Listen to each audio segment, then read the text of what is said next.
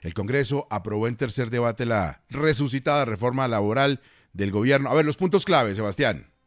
Los puntos clave y de mayor discusión en la Comisión Cuarta del Senado, Gustavo, han sido que la jornada laboral nocturna arranque desde las 7 de la noche, descartándose excepciones a las micro y pequeñas empresas, al igual que el recargo de dominicales y festivos del 100%. El ministro de Trabajo, Antonio Sanguino, hizo un primer balance de lo que resultó aprobado tras cerca de 10 horas de debate. Logramos salvar varios asuntos importantes para el gobierno que venían de la Cámara de Representantes. Recargos nocturnos en dominicales y festivos. Logramos mantener el contrato a término indefinido como regla general, limitar el contrato a término fijo. Se mantuvo también la formalización laboral en poblaciones como las madres comunitarias, las manipuladoras del programa de alimentación escolar y otros sectores poblacionales que son importantes, periodistas, trabajadores de la cultura y demás. Ha reconocido el ministro del Interior, Armando Benedetti, que se ganó un pulso clave al interior de esta Comisión Cuarta del Senado. La votación de estos dos artículos terminó siendo de 8 contra 7. Sin embargo, ha dicho, aún no es tiempo de celebrar. El logro es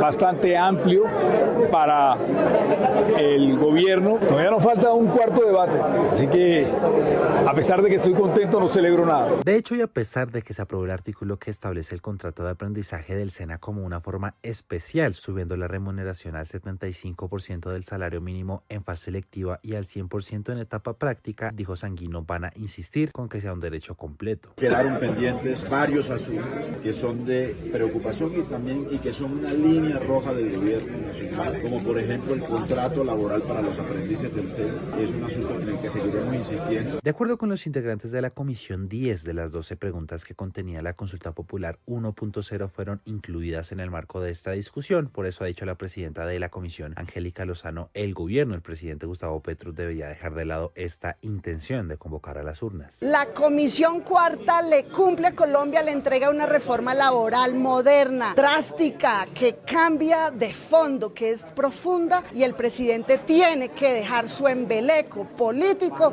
de la consulta popular. Zapatero a tus zapatos, el gobierno a gobernar. Sin embargo, de entrada lo descartó el ministro de Trabajo, Antonio Sanguino. Dijo incluso que de no ser por la consulta no se habría revivido esta reforma laboral. No, gracias a la consulta se pudo revivir esta reforma laboral. Sin consulta, esta reforma laboral estuviera sepultada. Por esa razón, para nosotros, el seguro de vida de la reforma laboral y de las reformas sociales es la consulta popular. Lo que viene ahora para la reforma será su último debate en plenaria de Senado. Para eso tendrán que esperar que la próxima semana haga tránsito de comisión a plenaria. Luego de eso iniciarán con las discusiones, eventuales audiencias públicas, para que antes de que termine esta legislatura el 20 de junio pueda culminar con su trámite, o de lo contrario resultaría archivada. Sebastián, gracias. Mientras tanto, también pues se daba el escenario del Consejo de Ministros sobre este y otros temas, Lisset. Mientras en el Congreso de la República se desarrollaba el tercer debate en la Comisión Cuarta del Senado sobre la reforma laboral, el presidente Gustavo Petro, en medio de su Consejo de Ministros, se refirió nuevamente a la consulta que quiere adelantar. Dijo que aún si se aprobase un buen texto del proyecto en el Congreso, la consulta sí o sí va. Incluso se podría expedir por decreto, tal y como lo advirtió el ministro del Interior, Armando Benedetti. Revivieron, eso es un triunfo porque ya la habían matado. La revivieron y ahora está siendo discutida en la Comisión Cuarta del Senado en este preciso momento. Nosotros estamos esperando. No hemos suspendido la consulta.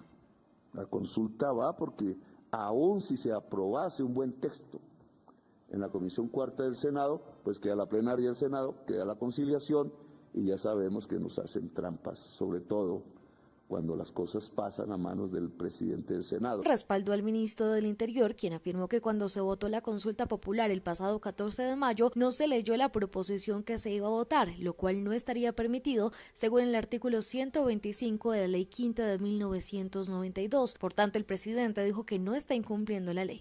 Puso a votar a la gente sin saber qué votaban. Eso está prohibido por la Ley Quinta. El presidente tiene el derecho de decretar la consulta popular, pasados 30 días del momento en que se presentó la consulta. Ya entraron a decir que soy un dictador, que no sé qué, eso es lo que dice la ley.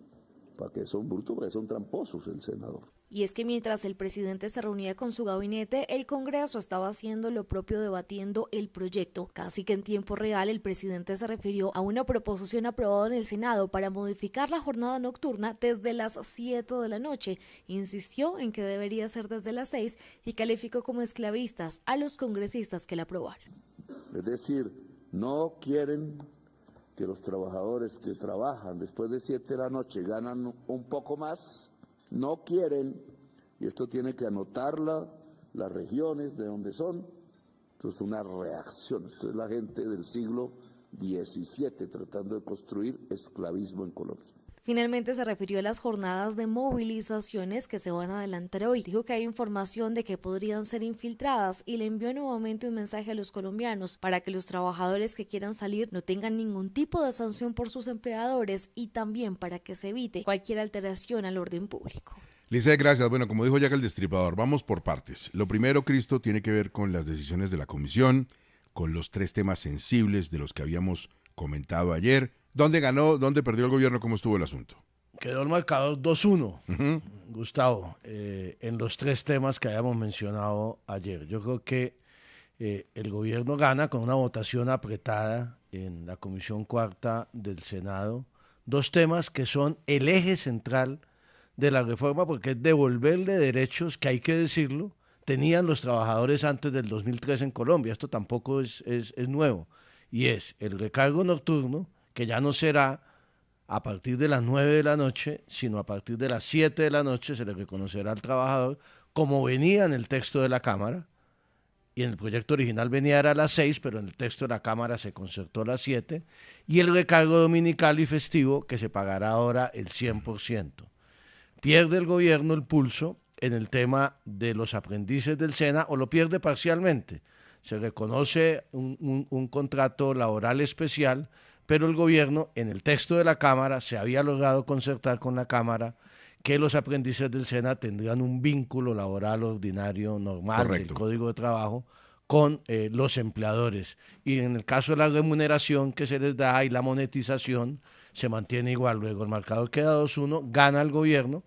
Ahora hay que decirlo, Gustavo, este era el paso más difícil para el gobierno en el Senado. Yo creo que en la plenaria del Senado y después en la conciliación seguirá moviéndose el texto y seguramente se podrá seguir mejorando el texto, pero yo creo que hay que decirlo, que la Comisión Cuarta hizo su trabajo y ojalá se presentaran muchos más consensos como esos en Colombia. Bueno, Hernando, vamos al otro escenario que es paralelo y tiene que ver con declaraciones del gobierno, del señor presidente de la República, del ministro del Interior, que desde el punto de vista jurídico han generado muchísima preocupación en quienes saben de esto. Entiendo, usted también. Esto sacude el tablero político y es tal vez la apuesta a una jugadita jurídica que no parece tener la mejor lectura.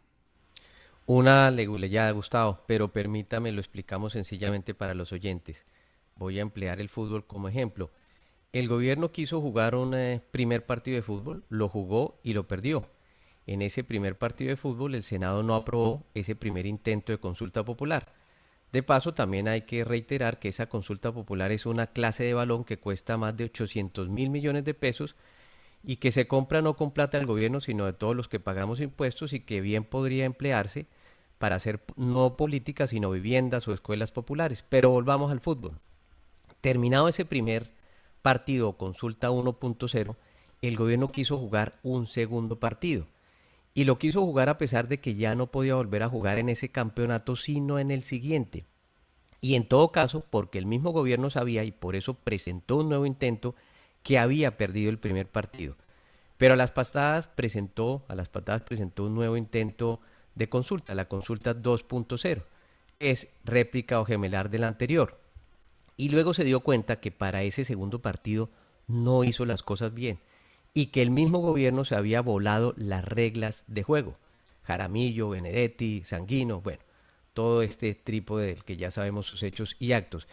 Y fue entonces cuando, por su culpa, y advertido que no le daban los tiempos, quiso jugar dentro de ese mismo segundo partido nuevamente, pero advirtió que ya no le daba entonces el cronómetro para jugar correctamente los 90 minutos.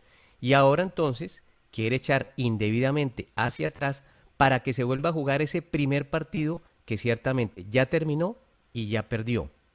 Ese intento además tiene un agravante.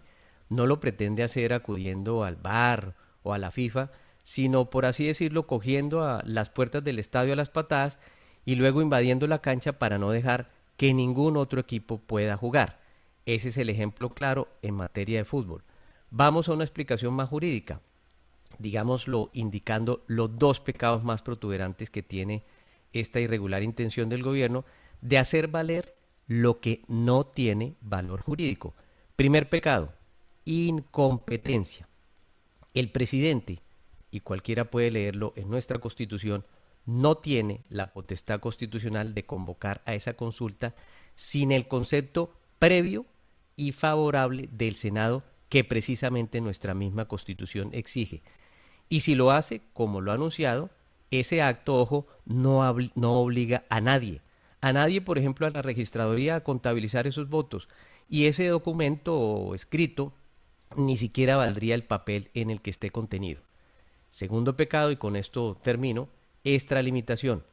El gobierno no tiene la facultad de determinar si hubo vicios de procedimiento en el trámite de esa primera consulta, de la 1.0, primer partido. En ese caso, si ellos, así como el gobierno cree, que vaya a la justicia y le corresponde a ella determinar si ahí hubo esos vicios, pero no como se pretende ahora, usurpando las tareas de las altas cortes y en particular de la Corte Constitucional y del Consejo de Estado.